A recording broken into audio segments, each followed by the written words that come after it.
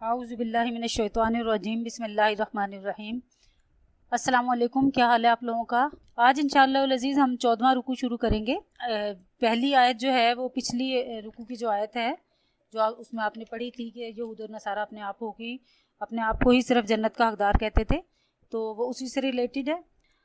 وقالت الیہود لیست النصارى، اور کہتے ہیں یہود نہیں ہے نصارہ علی شیء کسی راہ پر۔ وقالت النصارى، اور کہتے ہیں نصارہ لیست الیہود نہیں ہے یہود علی شیء کسی راہ پر۔ وہم یتلون الکتاب، باوجود اس کے کہ وہ سب پڑھتے ہیں کتاب، یعنی جو یہود ہیں انہوں نے توریت پڑھ کے سمجھ لیا کہ جب نصرانیوں نے حضرت عیسیٰ علیہ السلام کو اللہ کا بیٹا کہا تو بے شک وہ تو کافر ہو گئے، اور جو نصرانی تھے، نصارہ تھے، یعنی یہ جو عیسائی تھے، انہوں نے انجیل میں صاف دیکھ لیا کہ یہودی حضرت عیسیٰ علیہ السلام کی نبوت کا انکار کر کے کافر ہو گئے، لہٰذا وہ بھی نہیں جنت میں جائیں گے۔ پیچھے بھی آپ نے پڑھا تھا نا کہ وہ کہتے رہے کہ کوئی نہیں ان میں سے جنت جائے گا۔ تو کیا اللہ تعالیٰ نے فرمایا کہ حالانکہ دونوں کتاب پڑھنے والے ہیں، دونوں پہ کتابیں اتری ہوئی ہیں، یہودوں پہ بھی نصارہ پہ بھی، لیکن کیا ہے کہ وہ دونوں ایک دوسرے کو کفر گردانتے رہتے ہیں۔ حالانکہ کفر کی جو بنیاد ہے، جو دلیل ہے، وہ نہ یہودی ہونا ہے نہ نصارہ ہونا ہے، بلکہ انہوں نے اپنے آپ کو اللہ تعالیٰ کے سپرد نہیں کیا، یہ دلیل ہے، اس لیے وہ نہیں جائیں گے جنت میں کہ انہوں نے اسلام قبول نہیں کیا، لیکن یہ آپس میں ایک دوسرے کو مورد الزام ٹھہراتے رہتے تھے۔ کذالک قال الذین لا یعلمون مثل قولہم، اسی طرح کہا ان لوگوں نے جو جاہل ہیں، مثل قولہم انہی جیسی بات، مثل انہی کے قول کی۔ اچھا، اب یہاں پہ اللہ تعالیٰ نے اشارہ دیا ہے جو پہلے لوگ تھے ان کے بارے میں، یعنی کہ جو مشرکین عرب تھے نا، جو بت پرست مراد ہیں، ان جاہلوں میں وہ بھی شریک ہے۔ تو وہ جیسے یہود و نصارہ ایک دوسرے کو گمراہ جانتے تھے نا، اسی طرح بت پرست بھی اپنے سوا سارے فرقوں کو گمراہ اور بے دین ہی بتلاتے تھے۔ سو دنیا میں جو ہے وہ تینوں یہ فرقے جو ہے، کفار بھی اور یہ جو یہود و نصارہ ہیں، یہ اپنے آپ کو بہت جنت کے قابل سمجھتے تھے۔ سو آخرت میں پتہ لگے گا کہ ان میں سے کون جنت میں جائے گا۔ آگے اللہ تعالیٰ نے اس کے اختلاف کا بتا بھی دیا کہ فاللہ یحکم بینہم، سو اللہ حکم کرے گا، اللہ فیصلہ کرے گا بینہم ان کے درمیان، یوم القیامت قیامت کے دن، فیما کانوا فیہ یختلفون جس بات میں وہ جھگڑتے ہیں، اختلاف کرتے ہیں۔ سو دنیا میں جھگڑتے رہیں، آخرت میں جب جنت اور دوزخ کا فیصلہ ہوگا تو انہیں پتہ لگ جائے گا کہ کون کس میں جانے کے لائق ہے۔ اچھا جی، آگے دیکھیے کہ اب اس میں اگلی آیت میں دیکھیے، ومن ازلم، اور اس سے بڑھ کر کون ہے، اس سے زیادہ ظالم کون ہے، ممن منع مساجد اللہ، جس نے منع کیا اللہ کی مسجدوں میں، ان یذکر فیہا اسمہ، کہ وہاں نام لیا جائے، وسعی فی خرابیہا، اور کوشش کی جائے اس کو اجاڑنے کی۔ اولئک ما کان لہم ان یدخلوہا، ایسوں کو لائق نہیں ہے کہ وہ داخل ہوں، ان یدخلوہا کہ اس میں داخل ہوں، الا خائفین مگر ڈرتے ہوئے، لہم فی الدنیا خزی، ان کے لیے دنیا میں ذلت ہے، رسوائی ہے، ولہم فی الآخرۃ عذاب عظیم، اور ان کے لیے آخرت میں بڑا عذاب ہے۔ اس آیت کے شان نزول کے حوالے سے کہا جاتا ہے کہ دو واقعات ایسے ہیں کہ جو ان کے شان نزول کی طرف اشارہ کرتے ہیں۔ پھر ان دو واقعات میں سے کوئی بھی واقعہ ہو بہرحال، لیکن اللہ تعالیٰ نے جو اس میں ہمارے لیے مسائل نکالے ہیں آج، وہ بڑے ضروری ہیں سمجھنا۔ تو شان نزول کے واقعے سے کہا جاتا ہے کہ اصل میں زمانہ اسلام سے پہلے جب یہودیوں نے حضرت یحییٰ علیہ السلام کو قتل کر ڈالا تھا، تو روم کے جو نصارہ تھے انہوں نے ان سے انتقام لینے کی خاطر عراق کے ایک مجوسی بادشاہ کے ساتھ مل کر اپنے بادشاہ، جس کو وہ ٹیٹس انگلش میں یا تیتوس کی سرکردگی میں شام کے بنی اسرائیل پر حملہ کر کے ان کو قتل و غارت کیا تھا۔ اور پھر قتل و غارت میں کیا کیا تھا کہ جو توریت کے نسخے تھے وہ بھی جلا ڈالے، گویا بے ادبی کی، بے حرمتی کی۔ پھر جو بیت المقدس تھا اس وقت، جو قبلہ تھا، اس میں نجاسات، گندی چیزیں اور خنزیر ڈال دیے، اس عمارت کو خراب اور ویران کیا۔ تو بنی اسرائیل کی جو قوت اور شان و شوکت تھی نا، جو بڑی شان و شوکت والی قوم تھی، وہ بالکل پامال کر دی تو، اور اس کو ختم کر دیا۔ تو آن صلی اللہ علیہ وسلم کے عہد مبارک تک بیت المقدس اسی طرح ویران اور منہدم پڑا رہتا تھا۔ پھر جب حضرت فاروق اعظم رضی اللہ تعالیٰ عنہ کے عہد میں شام اور یہ عراق وغیرہ فتح ہوئے، تو پھر آپ نے حکم دیا تو بیت المقدس کی دوبارہ آپ نے تعمیر کروائی۔ پھر بہت سارے زمانہ تک، زمانے دراز تک، پورا ملک شام جو تھا نا، ساتھ ظاہر بیت المقدس بھی، وہ مسلمانوں کے قبضے میں رہا، خوب ترقی ہوئی۔ پھر ایک عرصہ بعد بیت المقدس جو ہے وہ مسلمانوں کے قبضے سے نکل گیا، اور تقریباً 100 سال تک وہ یورپ کے جو عیسائی تھے ان کا اس پہ قبضہ جمع رہا۔ پھر ایسا ہوا کہ سلطان صلاح الدین ایوبی جو تھے وہ 6 صدی ہجری میں آئے، اور پھر انہوں نے اس کو دوبارہ فتح کر لیا۔ تو اب جب یہ جو رومی نصارہ نے جو گستاخی کی تھی نا، کہ توریت کو جلایا اور بیت المقدس کو خراب اور ویران کیا، اس کی بے حرمتی کی، تو کہا جاتا ہے کہ یہ آیتیں ان کے رد میں نازل ہوئی تھی۔ ایک اور قول یہ ہے جو حضرت عبداللہ بن عباس کا قول ہے، جو زیادہ قابل اعتبار کہا جاتا ہے، کہ انہوں نے آیت کا شان نزول یہ بتلایا کہ جب مشرکین مکہ نے رسول اللہ صلی اللہ علیہ وسلم کو واقعہ حدیبیہ، یہ بھی آگے آپ پڑھیں گے، اور اگر کچھ لوگ پہلے سے سیرت النبی پڑھے ہوئے ہیں یا دین سے تھوڑا واقف ہیں تو ان کو سمجھ آ جائے گی، باقی تفصیل اس کو آگے قرآن پاک میں آپ کو اس کی مل جائے گی، کہ جب مشرکین مکہ نے رسول اللہ صلی اللہ علیہ وسلم کو واقعہ حدیبیہ کے وقت مسجد حرام میں داخل ہونے اور طواف کرنے سے روک دیا تھا۔ ایک دفعہ آپ احرام باندھ کے آئے تھے نا مدینہ سے ہجرت کے بعد مکہ، تو انہوں نے روک دیا تھا، آپ کو کرنے نہیں دیا تھا، تو تب یہ آیت نازل ہوئی۔ تو جو ابن جریر رحمۃ اللہ علیہ انہوں نے پہلی روایت کو، اور جو ابن کثیر ہیں انہوں نے دوسری روایت کو ترجیح دی ہے نبی پاک صلی اللہ علیہ وسلم کے روکے جانے کی، کہ یہ دو ان آیتوں میں سے کسی ایک، دو جو واقعات ہیں ان دو واقعات میں سے کسی ایک آیت کے لیے، ایک واقعے کے لیے یہ آیت نازل ہوئی۔ اچھا، بہرحال آیت کا شان نزول جو ہے وہ اس میں مفسروں کا اختلاف ہے، لیکن جو اس کا عام بیان ہے نا وہ ایک مستقل ضابطۂ قانون کے الفاظ میں فرما دیا گیا ہے، اور قیامت تک یہی رہے گا، ٹھیک ہے۔ اور اس حکم کو نصارہ اور مشرکین وغیرہ کے لیے مخصوص نہیں سمجھا جائے گا، بلکہ تمام اقوام عالم کے لیے عام رائے یہی رہے گی۔ اور کیونکہ خاص اس میں اس وقت بیت المقدس کا نام، وہ شان نزول ہے اس میں بیت المقدس کا نام ہے، لیکن اللہ تعالیٰ نے آیت میں بیت المقدس کا ذکر نہیں کیا بلکہ مساجد اللہ کا ذکر کیا ہے۔ اب تمام مسجدیں اس حکم میں عام ہیں اور داخل ہیں، تو جو شخص اللہ تعالیٰ کی مسجد میں لوگوں کو اللہ کا ذکر کرنے سے روکے یا کوئی ایسا کام کرے جس سے مسجدیں ویران ہو جائیں تو وہ بہت بڑا ظالم شمار کیا جائے گا۔ بس اب اسی سے دیکھ لیجئے کہ سب سے پہلی بات تو یہ ہے ہمارے لیے، یہ یہاں سے نکلتا ہے اصول کے تمام مسجدیں جو ہیں وہ اللہ تعالیٰ کی عبادت کے لیے ہیں، ذکر اللہ کے لیے ہیں، اور ان سے روکنا اللہ تعالیٰ کے قہر کو دعوت دینے کے مترادف ہے۔ پھر مسجدوں میں 3 مسجدیں ہیں، مسجد نبوی اور یہ جو حرم شریف ہے جو بیت اللہ ہے، اور بیت المقدس جو ہے، ان کی خاص بزرگی اور عظمت اپنی جگہ مسلم ہے، ٹھیک ہے۔ کیسے کہ مسجد حرام میں ایک نماز کا ثواب 1,00,000 نمازوں کے برابر ہے، پھر مسجد نبوی اور بیت المقدس میں 50,000 ہزار نمازوں کے برابر ہے۔ تو ان تینوں مساجد میں تو نماز پڑھنے کی خاطر دور دراز سے ملکوں سے سفر کر کے پہنچنا اور اس چیز کی خواہش رکھنا کہ ہم وہاں ان مسجدوں میں جائیں اور نماز ادا کریں، یہ باعث ثواب ہے، موجب ثواب یہ بات ہے۔ لیکن اس کے علاوہ کسی بھی دوسری مسجد دنیا میں کوئی کتنی بھی خوبصورت اور بڑی بن جائے تو اس کی نیت کر کے کہ وہ اس مسجد کی ہم جو ہے نا وہ جا کے زیارت کریں اور اس کے لیے سفر کریں، تو وہ حضرت صلی اللہ علیہ وسلم نے منع فرما دیا۔ یہی 3 مساجد ہیں جن کے لیے آپ دور دراز سے سفر کر کے ان مسجدوں کی زیارت کے لیے، ان میں مسجد نبوی اور مسجد جو بیت اللہ ہے، وہاں تو ظاہر ہے ہمارے دینی شاعر ہیں، تو بیت المقدس کا بھی اگر آپ قصد کر کے وہاں جائیں، حالات ایسے ہوں تو وہاں پہ جانا ثواب ہے، لیکن ان کے علاوہ، ان 3 مسجدوں کے علاوہ کسی مسجد کا قصد کر کے جانا وہ باعث ثواب نہیں ہے۔ البتہ آپ جس بھی علاقے میں ہوں وہاں جو بھی بڑی خوبصورت، کوئی بڑی سے مراد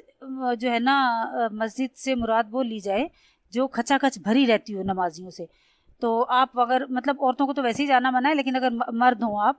اور آپ جانا چاہتے ہیں یا رستے میں آپ کو نماز کا وقت ہو گیا، آپ ان میں نماز پڑھنا چاہتے ہیں، تو آپ اتر کے وہاں نماز پڑھیں، اس نماز پڑھنے میں کوئی قباحت نہیں ہے، لیکن اس مسجد کی زیارت کا قصد کر کے سفر کر کے جانا جو ہے وہ منع فرما دیا ہے حضرت صلی اللہ علیہ وسلم نے۔ پھر دوسری یہ بات ہے کہ مسجد جو ہے وہ ذکر و نماز کے لیے ہوتی ہیں، اب ان سے جتنی بھی صورتیں ذکر اور نماز کو روکنے کے لیے پائی جائیں گی وہ سب ناجائز حرام ہوں گی۔ تھوڑا سا ہم معاشرتی طور پہ سوچ لیں کہ ہمارے معاشرے میں کیسے کیسے جو ہے وہ کام ہوتے ہیں جنہیں ہم کرتے ہیں اور اس بات کو سوچتے ہی نہیں ہیں کہ اللہ کے ذکر سے ہم نے روکا یا اللہ کی مسجدوں میں جانے سے روکا۔ یہاں میں اس طرح سے آپ کو مثال دینا چاہوں گی کہ دیکھیں، ذکر سے روکنے کی ایک صورت تو یہ ہے کہ سراہتاً ہی روک دے، تو ظاہر ہے کوئی ایسا بدبخت مسلمان نہیں ہوتا کہ جو مسجد کو تالے لگا دے گا یا مسجد میں ذکر کرنے سے روکے گا، لیکن کچھ کام ہم ایسے ضرور کرتے ہیں کہ مسجد میں ذکر جو ہے وہ ہماری وجہ سے نہ ہونے پائے۔ مثال کے طور پہ آپ اندرون شہر کی مسجدیں دیکھیں یا کنجسٹڈ ایریاز کی مسجدیں دیکھیں، جو گلی محلوں سے گزر کے مسجد کی راستہ جگہ آتی ہے، اس کا راستہ بنتا ہے، تو اس میں اگر ہم اتنا پانی گھر کے باہر کھڑا کر دیں کہ نمازیوں کے آنے جانے میں مشکل ہو، بد دل ہو کے نمازی یہ سمجھیں کہ یہاں سے اگر ہم گزر کے جائیں گے مسجد تک تو کپڑے ہی ناپاک ہو جائیں گے، تو بہتر ہے ہم جائیں نا، تو یہ اللہ تعالیٰ نے مسجدوں کو ویران کرنے کے مترادف کہا ہے۔ اب سوچ لیں ہم خواتین کتنا پانی استعمال کرتی ہیں، کیسے گاڑیوں میں کھڑی کر کے گاڑیوں کو ہم دھوتے ہیں اور دھلواتے ہیں، اور پھر کتنا پانی بہتا ہے، تو اس سے آنے جانے والے کو اگر کسی کو یہ کوفت یا کلفت کا سامنا کرنا پڑے کہ وہ مسجد جانے سے ہی رک جائے تو ہم مسجدوں کو اجاڑنے کے حکم میں آ جائیں گے۔ پھر دوسری مسجد کے ارد گرد میں نے جیسے آپ کو مثال دی ہے کہ جو اندرون شہر وغیرہ ہیں، ابھی جو نئی آبادی کالونیاں بنتی ہیں وہ مسجدیں نسبتاً ہٹا کے بنائی جاتی ہیں. تو اب جو مسجد بالکل گھروں کے بیچ میں ہوتی ہے، اور کچھ نہ کچھ ہر آبادی میں بہرحال کچھ نہ کچھ گھر مسجد کے قرب و جوار میں پڑتے ہیں، تو وہ گھر خاص طور پہ سوچ لیں کہ اپنے گھر میں میوزک یا ڈیک جو ویسے ہی حرام ہے اس کو اتنی اونچی آواز میں لگانا کہ وہاں مسجد میں شور و غل جائے اور مسجد میں نماز پڑھنے والے یا ذکر اللہ کرنے والے جو ہے وہ پریشانی میں مبتلا ہوں. تو اس میں آپ دیکھ لیں کہ ہمارا کتنا حصہ ڈل گیا مسجد ویران کرنے میں. پھر ہماری جو خواتین ہیں وہ اگر بچے کی شادی ہے، کوئی سالگرہ ہے، ایون اب تو بیٹی کی شادیوں میں بھی اتنا شور و غل کیا جاتا ہے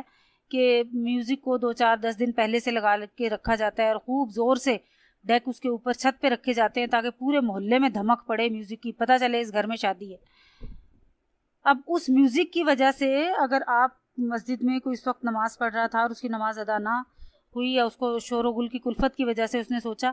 کہ وہاں تو اتنی زیادہ آواز آتی ہے میں گھر میں ہی نماز ادا کر لوں، تو پھر وہ سوچ لے کہ اس نے کیا کمایا ہے، اور ذکر اللہ سے روکنے کے ہی زمرے میں اس کا بھی نام آئے گا.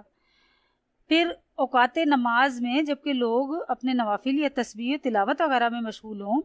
ایسے وقت میں مسجد میں کوئی بلند آواز سے کوئی تلاوت کرنے لگے، کوئی ذکر کرنے لگے، مطلب اللہ اللہ کی گردان کرے، اس کا تو ذکر ہو رہا ہے، لیکن جو فرض نمازیں پڑھ رہے ہیں بیچارے جو وہاں بیٹھے کوئی اور اپنی سنتیں وغیرہ ادا کر رہے ہیں، کوئی نوافل ادا کر رہے ہیں، تو ان کے نوافل وغیرہ میں خلل پڑے، یا نعت اتنی اونچی آواز میں اس میں پڑھنا شروع کر دیں. تو جس وقت تک مسجد لوگوں کے ان اوقات کے لیے ہے جس اوقات میں فرائض کو وہاں پہ ادا کر رہے ہوتے ہیں، تو اس وقت آپ اس طرح کی کوئی بھی ایکٹیویٹی نہیں کر سکتے، جیسے نعت پڑھ لی، تلاوت کر لی، کسی چیز کا گمشدگی کا یا کسی کا کوئی اعلان کر دیا. تو جب تک لوگ وہاں ہیں ذکر اللہ میں ان کے خلل ڈلے گا، جب تک آپ کو یہ ایکٹیویٹیز کرنا ناجائز ہے. ہاں جس وقت مسجدیں اپنے معروف نماز کے وقت سے خالی ہو جائیں تو اس وقت کوئی مسجد کا متولی یا کوئی اور وہاں پہ جا کے کوئی ذکر اللہ کرنا چاہے تو اس کے لیے وہ جائز ہے. پھر مسجد جو ہے نا، رسول اللہ صلی اللہ علیہ وسلم نے فرمایا دراصل مسجدوں کی رونق یا مسجد کی جو آبادی ہے نا، اس کی آبادی کا تعلق تعمیر سے نہیں ہے، در و دیوار کے نقش و نگار سے نہیں ہے کہ کون سی مسجد بڑی ہے. فیصل مسجد بہت بڑی ہے، اتنی بڑی ہے، اتنی بڑی ہے، پھر اس میں نقش و نگار بھی بے تحاشا ہیں، اور پھر اس کو ایک وزٹنگ پلیس بنا لیا گیا ہے. وہ خواتین جو حیض میں مبتلا ہیں، جو پاکی ناپاکی کی حالت میں ہیں، وہ بھی آرام سے جا کے مسجد کو وزٹ کرنے کے لیے جاتی ہیں، اینڈ تک چڑھی ہوئی ہوتی ہیں، سوائے اس ہال کے جس ہال میں انہوں نے دریاں بچھائی ہوئی ہیں یا قالین بچھائے ہوئے ہیں جہاں پہ پراپر نماز ہوتی ہے، شاید وہاں نہ پہنچ پاتی ہوں. میرے اپنے ذاتی مشاہدے کے مطابق تمام خواتین جنہوں نے پینٹیں پہنی ہوئی ہوتی ہیں، نیچے سے ٹخنے ننگے کیے ہوئے ہوتے ہیں، بڑے بڑے گلے پہنے ہوئے ہوتے ہیں، سلیو لیس کپڑوں میں ہوتی ہیں، میں نے خود اپنی آنکھوں سے دیکھا ہے کہ وہ مسجد میں جا کے تو وہاں فوٹو سیشن ہو رہے ہیں، اور دوپٹہ تو قریب بھی نہیں ہوتا، کہیں لباس کا ان کا حصہ ہی نہیں ہوتا، تو انہوں نے سر پہ کیا لینا، مسجد کا کیا احترام کرنا. تو مجھے وہاں جا کے یہ محسوس ہوا کہ مسجد بنانے والے نے در و دیوار بنا دیے، مسجد نہیں بنا پایا. کیونکہ مسجد کس چیز سے ہوتی ہے؟ لوگوں کے ذکر سے، لوگوں کے کھچا کھچ بھرنے سے، کہ لوگ وہاں پہ ذکر اللہ کریں. وہ لوگ وہاں پہ آ کے فوٹو سیشن اور موویاں اور یہ نہ بنوائیں، وہاں پہ جو کپل گئے ہوئے ہیں نئے شادی شدہ وہ جا کے اپنی تصویریں نہ بنوائیں. رسول اللہ صلی اللہ علیہ وسلم نے فرمایا ہے، ایک حدیث ہے کہ قرب قیامت میں مسلمانوں کی مسجدیں بظاہر آباد اور مزین اور خوبصورت ہوں گی. غور کر لیجئے گا، مزین اور خوبصورت اور بظاہر آباد یعنی رش لگا ہوا ہے وہاں لوگوں کا، لیکن حقیقتاً ویران ہوں گی. کس لیے ویران ہوں گی؟ کہ ان کے اندر حاضر ہونے والے جو نمازی ہیں نا وہ بہت کم رہ جائیں گے. ٹھیک، تو اب یہ دیکھ لیجئے کہ مسجدوں کی ویرانی صرف یہی نہیں ہے کہ انہیں منہدم کر دیا جائے، بلکہ جس مقصد کے لیے مسجدوں کو بنایا گیا ہے، نماز و ذکر اللہ کے لیے، اگر وہ نہ رہے یا کم ہو جائے تو مساجد جو ہیں وہ ویران کہلائیں گی. چلیے آگے چلتے ہیں. وَلِلَّهِ الْمَشْرِقُ وَالْمَغْرِبُ، اور اللہ ہی کے لیے ہے مشرق اور مغرب. فَإِنَّمَا تُوَلُّوا، پھر جس طرف بھی تم کہیں ہو، فَثَمَّ وَجْهُ اللَّهِ، اسی طرف متوجہ ہے اللہ. ان اللہ واسع علیم، بے شک اللہ تعالیٰ بے انتہا بخشش کرنے والا، جاننے والا ہے. للہ المشرق والمغرب میں بھی ایک ہمارے پاس جو ہے نا وہ کچھ غلط فہمی ہماری خواتین میں خاص طور پہ پائی جاتی ہے، اس کا میں ازالہ کر دوں کہ اللہ تعالیٰ کے نے ہی تمام جو ہے نا وہ سمتیں اور جہتیں مقرر کی ہیں. ٹھیک، تو اب اگر کوئی سفر میں ہے، خدا نخواستہ اس کو قبلہ معلوم نہیں ہے، یا معلوم حد تک معلوم کرنے کے باوجود وہ قبلہ کو کس سمت کو معلوم نہیں کر پایا، تو اس کے لیے تو جائز ہے کہ وہ جس طرف بھی رخ سمجھے قبلہ کا اور تو وہ نماز ادا کر لے۔ پھر کچھ نے کہا کہ یہ آیت جو ہے یہ سفر وغیرہ میں نوافل پڑھنے کے لیے ہے۔ سفر میں بھی میں نے بتایا آپ کو، ابھی جو سفر ہم کرتے ہیں گاڑیوں میں، ٹرینز میں یا بسز میں، وہ جگہ جگہ رکتی ہیں، مساجد بنی ہوتی ہیں اور مساجد کا رخ سے قبلہ کا رخ معلوم ہو جاتا ہے۔ اگر بس نہ رکے تب بھی آپ کو اندازہ ہو جاتا ہے کہ قبلہ کس رخ ہے، آبادی اور اس کے مکانوں کے رخ سے پتہ لگ جاتا ہے۔ اگر دن کا وقت ہے تو سورج کے نکلنے اور غروب ہونے سے پتہ لگ جاتا ہے۔ تو جب تک آپ کو قبلہ رخ معلوم نہ ہو آپ نے فرض نماز ادا نہیں کرنی ہے۔ لیکن اگر آپ کسی ایسی، کیوں یہ میں اس لیے کہہ رہی ہوں کہ اب تو گھڑیوں میں، موبائل میں ایسی ایسی ڈیوائسز آ گئی ہیں کہ آپ کہیں بھی ہوں آپ کو قبلہ کی ڈائریکشن جو ہے وہ معلوم ہو جاتی ہے۔ لیکن اگر آپ کہیں کسی ایسی ہی جگہ پھنس گئے ہیں جہاں پہ آپ کو قبلہ رخ نہیں معلوم پڑ رہا، کوئی بتانے والا بھی نہیں ہے، مثال کے طور پہ آپ راستہ بھٹک گئے ہیں، کسی غیر مسلم اس میں چلے گئے ہیں، کوئی علاقہ جنگل ایسا آ گیا ہے کہ جہاں کوئی بتانے والا نہیں ہے، تو اب آپ اپنے دل کی پوری تسلی کے ساتھ جدھر کو دل مطمئن ہو ادھر کو قبلہ سمجھ کے نماز پڑھ لیں تو آپ کی نماز ہو جائے گی۔ نہ صرف ہو جائے گی، اگر بعد میں جب آپ نماز ادا کر چکے اور اس کے بعد آپ کو آ کے کوئی بتائے کہ آپ نے نماز غلط رخ میں پڑھی ہے، قبلہ ادھر نہیں ادھر تھا، تو بھی آپ کو اس نماز کو لوٹانے کی حاجت نہیں ہے، آپ کی نماز ہو گئی، کیونکہ آپ نے بشری استطاعت کی حد تک تمام کوششیں جو ہے وہ صرف کر لی تھی قبلہ کی ڈائریکشن معلوم کرنے میں۔ پھر اسی لیے ہے کہ ان اللہ واسع علیم، اللہ تعالیٰ بے انتہا بخشش کرنے والا اور جاننے والا ہے، یعنی اس کی بخشش وسیع ہے۔ اس لیے وسیع ہے کہ اس نے بندے کو دیکھ لیا کہ اس نے اپنی مقدور حد جو ہے نا وہ کوشش کی ہے، اور اس کے بعد اس کے ساتھ نہیں معاملہ سیٹل ہوا تو اس نے جس طرف بھی منہ کر کے نماز پڑھی تو وہ قبول ہو جاتی ہے۔ پھر اللہ کے لیے کوئی جہت یا سمت مقرر نہیں ہے، ٹھیک ہے، یعنی اس کی رحمت ہر جگہ عام ہے، سب طرف ہے وہ، لیکن ہمیں ایک یگانیت کے لیے، یا آپ یہ کہہ لیں کہ آخر روحانی جتنی بھی ہماری عبادات ہوتی ہیں ان کے لیے کوئی نہ کوئی ڈائریکشن کا ہونا ضروری تھا۔ تو ہر مسلمان اب جو کعبہ میں بیٹھا ہوا ہے اس کے پاس تو کعبہ ہے، اس نے تو کعبہ کی طرف منہ کر لیا، تو باقیوں کو تو کعبہ نظر نہیں آ رہا، تو ان کی کیا ڈائریکشن ہونی چاہیے تھی، پھر وہ کدھر جاتے؟ تو اس لیے اللہ تعالیٰ نے عبادت میں یکسوئی قلب کے لیے ایک ہیت مقرر کر دی ہے، ایک سمت مقرر کر دی ہے، اور اب یہ قیامت تک کے لیے۔ اب یہ جو خواتین عام طور پہ کہتی ہیں نا اللہ قبول کرے گا، پتہ نہیں کیڑے پاسے سی میں تے پڑھ لے،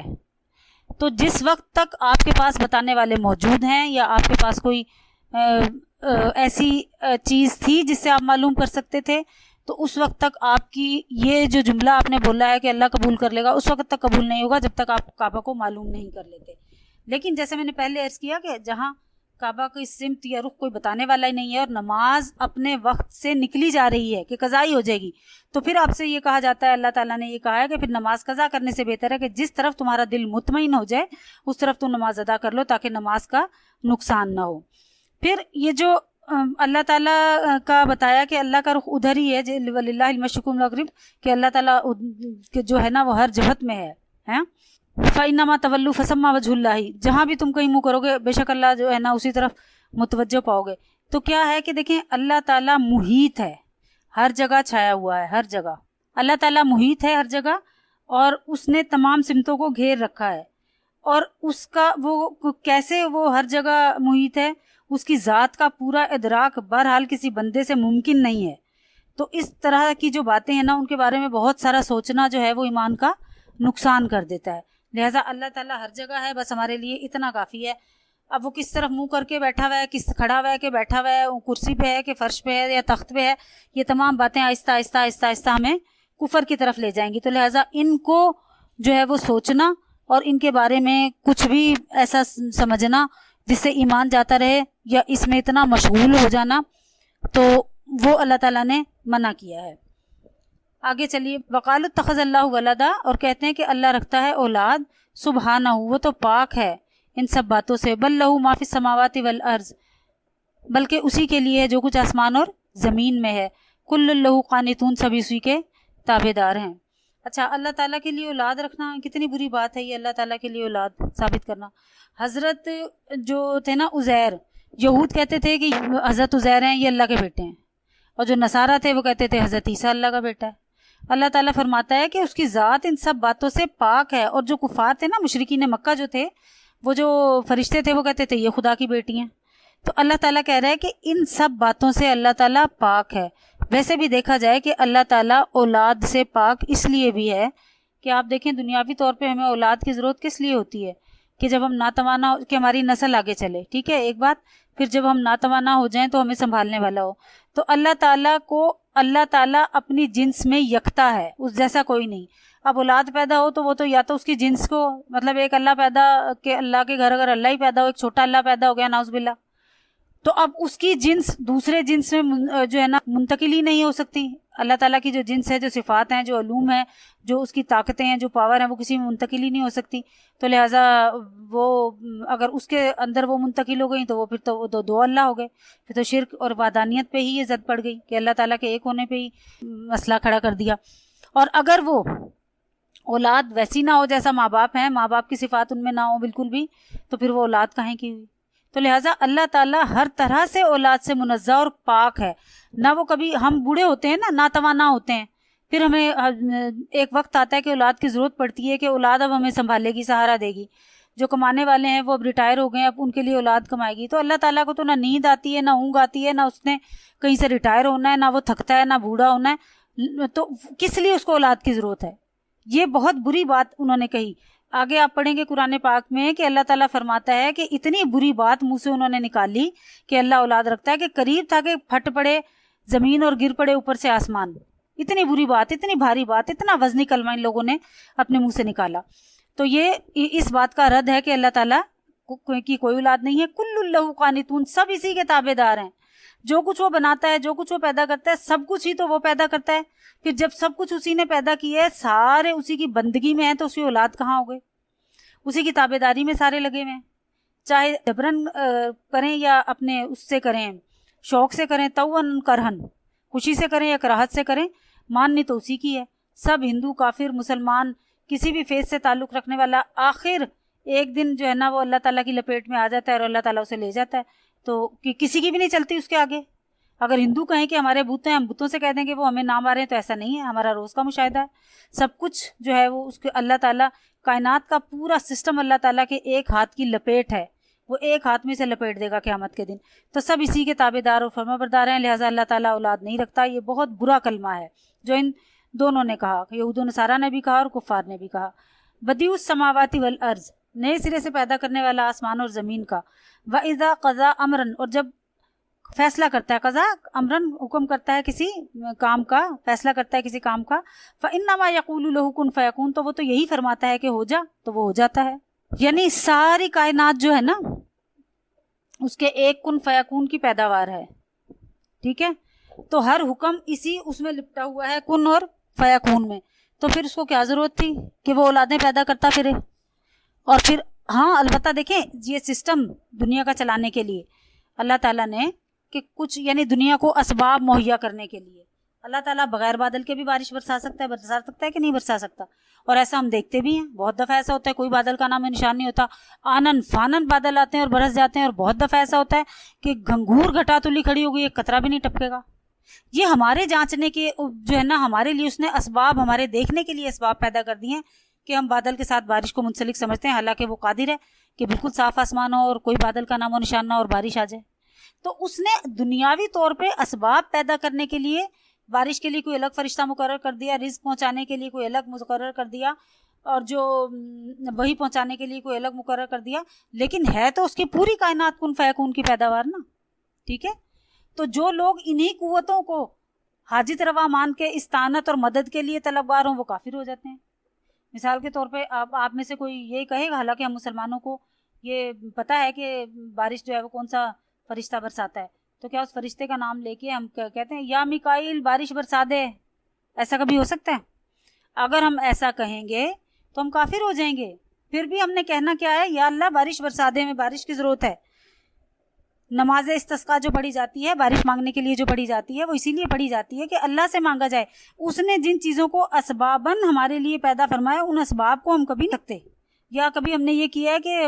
یہ جو ملک الموت ہیں, ان کو ہم کہیں کہ اے ملک الموت مجھے اور زندگی دے دے, نہ میری روح نہ نکال, مجھے موت نازل نہ کر. کیوں؟ ملک الموت تو خود تابع ہیں اللہ تعالیٰ کے، جب اس کا حکم ہو جائے گا وہ ٹالیں گے نہیں، جب اس کا حکم نہیں ہے آپ کو بلانے سے آئیں گے نہیں، آپ 10 دفعہ بیماری سے تنگ آ کے پکار لیں، اول تو یہ پکارنا ہی کفر ہے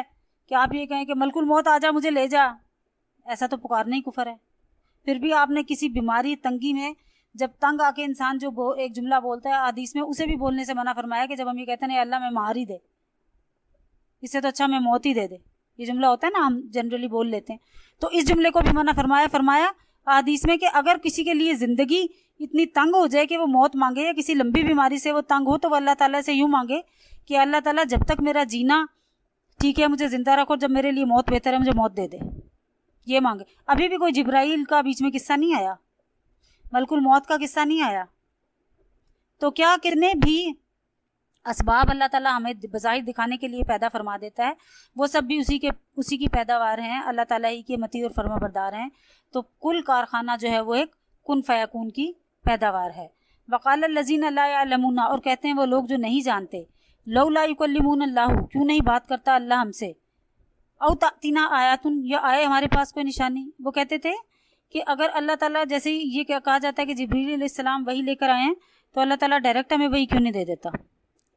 چلو اچھا اگر ڈائریکٹ وہی نہیں نہ دینی، حضرت جبرائیل علیہ السلام کو ہمارے پاس کیوں نہیں بھیج دیتا؟ وہ جو نشانی نبی کے پاس لے کر آتے ہیں وہ ہمیں کیوں نہیں دے دی جاتی؟ چلو اللہ تعالیٰ ڈائریکٹ ہی ہمیں کہہ دے کہ یہ تمہارا نبی ہے تو ہم مان جائیں، تو یہ کون سی باتیں ہیں؟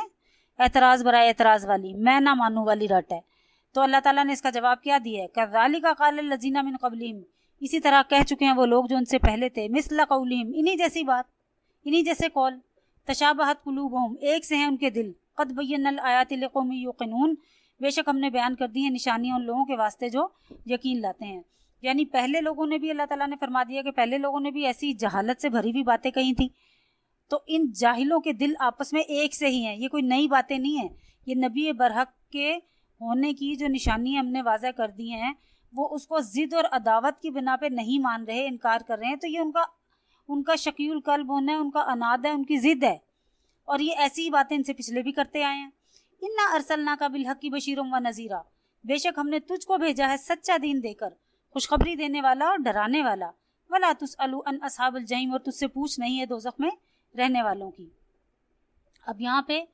اللہ تعالیٰ نے نبی پاک صلی اللہ علیہ وسلم کو بری الذمہ قرار دیا کہ تیرے پر الزام نہیں ہے کہ مسلمان کیوں نہیں ہوئے، یہ مسلمان نہیں ہوئے تو اس کا حساب تیرے سے نہیں ہونا، اور نبی پاک صلی اللہ علیہ وسلم کی حیثیت بتا دی کہ تجھے خوشخبری دینے والا اور ڈرانے والا بنا کے بھیجا ہے، جو نیک عمل پہ پیرا ہو جائے اس کو خوشخبری سنا کہ اللہ تعالیٰ نے کیا کیا خوشخبریاں قرآن پاک کے اس سے ہمیں دی ہیں، اور جو نہ ہو تو اس کو عذاب سنا، بس یہی تیرا کام ہے، اور تیرے سے پوچھ نہیں ہونی کہ فلاں کیوں مسلمان نہیں ہوا، فلاں کیوں مسلمان نہیں ہوا۔ قصہ کیا تھا؟ قصہ یہ تھا کہ دیکھیں نبی پاک صلی اللہ علیہ وسلم مکہ میں یہ سب تبلیغ کر رہے ہیں، اور مکہ میں ارد گرد سارے ان کے جاننے والے ان کے عزیز رشتہ دار ہیں، تو وہ نیچرلی ایک دکھ انہیں ہوتا تھا اور وہ غمزدہ رہتے تھے، تو اللہ تعالیٰ نے ان کے غم کو کم کیا ہے کہ وہ تو ایسی ہی حماقت سے بھری ہوئی باتیں کرتے رہیں گے، تجھ سے دوزخ میں رہنے والوں کا سوال نہیں ہوگا، تو اپنا کام کیے جا اور ان کو ان کے حال پہ چھوڑ دے۔ پھر آگے اور مزید تسلی دے کے فرمایا ولن ترضى عنك اليهود، اور ہرگز نہ راضی ہوں گے تجھ سے یہود، ولن نصارى، اور نہ نصارہ، حتى تتبع ملتهم، یہاں تک کہ تو تابع نہ ان کے دین کا۔ یعنی یہود اور نصارہ کو تو امر حق سے کاری نہیں ہے نا، سروکاری نہیں ہے کہ امر حق کو انہوں نے ماننا یا اس کے بارے میں کچھ پوچھنا ہے، بس صرف اپنی ضد پہ اڑے ہیں، وہ ہرگز تمہارا دین نہیں قبول کریں گے۔ ہاں بالفرض تم ان کے دین کے تابع ہو جاؤ تو خوش ہو جائیں گے، اور یہ ممکن نہیں ہے کیونکہ نبی جو ہے اس سے ایسی غلطیاں، کفر کی غلطیاں جو ہیں وہ سرزد نہیں ہوا کرتی۔ ولن ترضى عنك اليهود ولا النصارى، اور تجھ سے ہرگز نہ راضی ہوں گے یہود اور نصارہ، حتى تتبع ملتهم، یہاں تک کہ تو ان کے دین کا تابع نہ ہو جائے، پیروکار نہ ہو جائے۔ قل کہہ دے ان هدى الله هو الهدى، راہ تو وہی ہے جو اللہ بتلا دے، وہی سیدھی راہ ہے۔ ولن اتبعت اهواءهم، اور اگر بالفرض تو تابعداری کرے ان کی، بعد الذي جاءك من العلم، بعد ان کی کہ آ چکا تیرے پاس علم، یعنی ان کی خواہشوں کی تو تابعداری کرے باوجود اس کے کہ تجھے اللہ تعالیٰ نے بتا دیے کہ سیدھا راستہ کون سا ہے۔ ما لک من اللہ من ولی ولا نصیر، تو اللہ کے سامنے نہ تیرا کوئی پھر حمایتی ہوگا کوئی، اور نہ کوئی مددگار ہوگا۔ یعنی یہاں پہ ہمارے لیے بھی بتا دیا نا، قل ان ھدی اللہ ھو الھدی، ہدایت تو وہی ہے جو اللہ بتائے، جو زمانے کا، ہر زمانے کا جو نبی معتبر ہدایت بتلاتا ہے، جو نبی ہدایت کی باتیں بتاتا ہے، جو نبی راستہ دکھاتا ہے، وہی طریقہ اسلام ہے، نہ کہ یہود و نصارہ کا طریقہ۔ اب قیامت تک کے لیے اللہ تعالیٰ نے نبی پاک صلی اللہ علیہ وسلم کو رحمت للعالمین بنا کے بھیجا ہے نا، عالمین سارے جہانوں کے لیے. تو اب انہی کا طریقہ ہر وقت ہر زندگی کے جو ہمارے اسپیکٹ ہیں ان سب اسپیکٹ میں اسی طریقے کو فالو کرنا ہے. اپنے آپ سے نکالا ہوا طریقہ ہمیشہ گمراہی کی طرف ہی جائے گا. پھر یہاں پہ اللہ تعالیٰ نے یہ بھی بتا دیا کہ اگر تو ان کی تابع داری کرے، تو ان کے دین میں آ جائے، تو اللہ تعالیٰ کے سامنے سے پھر تجھے بھی کوئی نہیں بچا سکتا. ٹھیک ہے، یعنی یہ بطری کے فرض ایک بات بتائی ہے کہ بالفرض اگر ایسا ہو جائے آپ تو پھر آپ کو بھی کہرے لائی سے کوئی نہیں بچا سکتا. اب یہ کیا بتائے؟ دراصل یہ امت کو بتایا ہے کہ کوئی مسلمان ہو کر قرآن کو سمجھ کے پھر دین سے پھرے گا تو اس کو عذاب الہی سے کوئی چھڑا نہیں سکتا. الذین آتیناہم الکتاب یتلونہ، وہ لوگ جن کو دی ہے ہم نے کتاب، یتلونہ وہ اس کو پڑھتے ہیں، تلاوت کرتے ہیں. ہو کی ضمیر اس کتاب کی طرف، حق کا تلاوتی ہی جو حق ہے اس کے پڑھنے کا.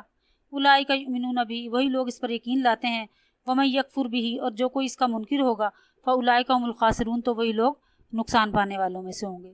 یعنی جو یہ یہاں جو اللہ تعالیٰ نے بتایا نا کہ تھوڑی سی یہود میں کچھ ایسے منصف لوگ بھی ہیں جو اپنی کتاب کو پڑھتے تھے،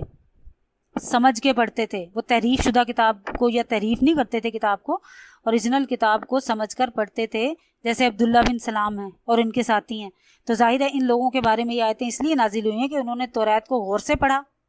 ظاہر ہے توریت کو اگر مکمل پڑھا یا توریت پہ ایمان لائے تو پھر آپ آٹومیٹیکلی نبی اور نبی آخر الزمان پہ اور قرآن پہ ایمان لے آئیں گے.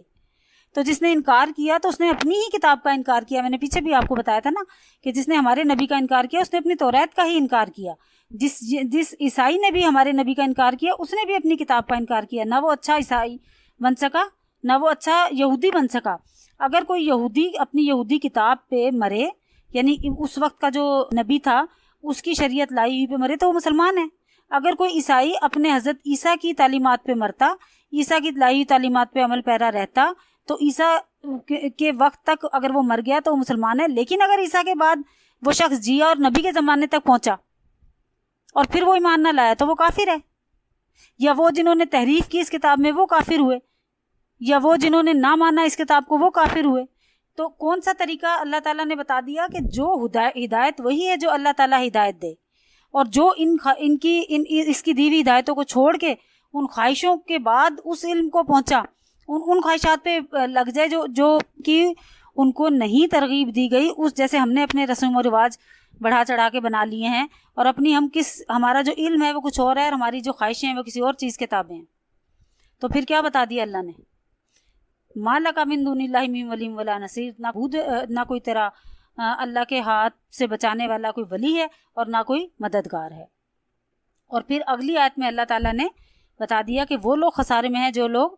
جن لوگوں نے نہ کتاب پڑھی جس طرح اس کا پڑھنے کا حق تھا. میں دوبارہ پڑھ دیتی ہوں. الذین آتیناہم الکتاب، وہ لوگ جن کو ہم نے دی کتاب، یتلونہ وہ اس کو پڑھتے ہیں، حق کا تلاوتی جیسے اس کے پڑھنے کا حق ہے. تو یہاں اللہ تعالیٰ نے ان کی جو ہے نا تعریف بیان کی ہے حضرت عبداللہ بن سلام وغیرہ کی. اولئک یؤمنون بھی، وہی ہیں جو اس پر ایمان لاتے ہیں کہ وہ پھر مسلمان بھی ہو گئے، مسلمان ہونا بھی انہیں نصیب میں ہوا. ومن یکفر بھی فاولئک هم الخاسرون، اور جو کوئی منکر ہوگا تو وہی لوگ نقصان اٹھانے والوں میں سے، خسارہ اٹھانے والوں میں سے ہوں. خسارہ کیسے اٹھائیں گے؟ کہ اس دنیا میں ہمیں کچھ بھی مل جائے ایمان سے ہٹ کے، اس دنیا میں ایمان کا ہم قیمت کچھ بھی لگا دیں اور سمجھ لیں کہ ہم نے بڑا کچھ کما لیا،